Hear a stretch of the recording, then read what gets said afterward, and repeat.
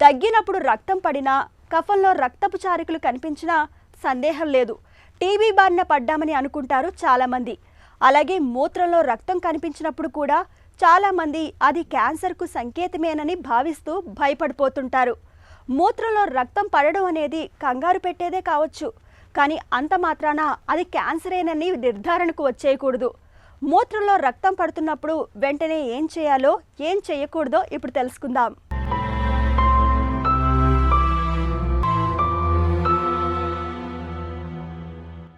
ఎప్పుడో ఒకసారి మూత్రంలో రక్తం కనిపించటాన్ని పెద్దగా పట్టించుకోనక్కర్లేదు. బీట్రూట్ వంటి ఎరుపు రంగు ఆహార పదార్థాలని తిన్నప్పుడు మూత్రంలో ఎరుపు కనిపించే అవకాశం ఉంది. అలాగే కొన్ని రకాల మందులను వాడుతున్నప్పుడు కూడా మూత్రం రంగు మారే అవకాశం ఉంది. అయితే తరచూ మూత్రంలో రక్తం కనిపిస్తున్నప్పుడు దాని వెనక ఏదో ఒక కారణం ఉంటుంది.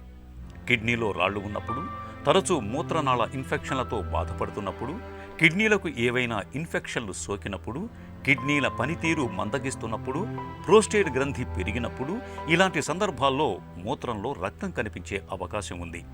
ఇక మూత్ర వ్యవస్థలో ఎక్కడైనా క్యాన్సర్ ఆనవాళ్లు ఉన్నప్పుడు కూడా మూత్రంలో రక్తం కనిపించవచ్చు. వంశపారంపర్యంగా సికిల్ సెల్ అనీమియా లాంటి జబ్బులు ఉన్నప్పుడు కూడా మూత్రంలో రక్తం కనిపించే అవకాశం ఉంటుంది.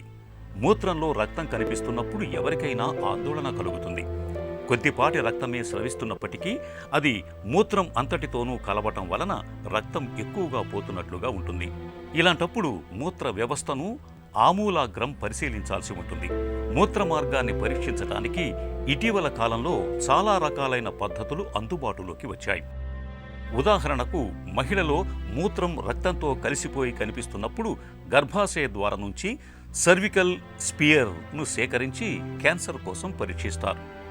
అలాగే మత్తుమందు ఇచ్చి సిస్టోస్కోప్ సహాయంతో మూత్రకోశపు లోపల భాగాన్ని చూడవచ్చు. అంతేకాకుండా అల్ట్రాసౌండ్ స్కాన్ను ఉపయోగించి మూత్రపిండాలలో సమస్యలను వెలుపల నుంచే తెలుసుకోవచ్చు. ఇంత చేసినప్పటికీ సమస్య ఎక్కడ ఉందో తెలియనట్టయితే ఇంట్రావీనస్ పైలోగ్రామ్, క్యాట్ స్కాన్ పరీక్షలు చేయటం ద్వారా మూత్రంలో రక్తం ఎక్కడి నుంచి వస్తుందో తెలుసుకోవచ్చు. మూత్రంలో రక్తం పోవడం అనేది క్యాన్సర్ కావచ్చు, కాకపోవచ్చు.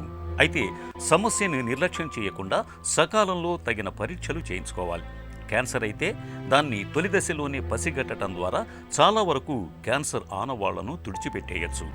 ఇక కిడ్నీలో రాళ్లు, ఇతరత్ర ఇన్ఫెక్షన్ల మూలంగా రక్తం పడుతున్నప్పుడు వాటికి చికిత్స తీసుకుంటే సరిపోతుంది.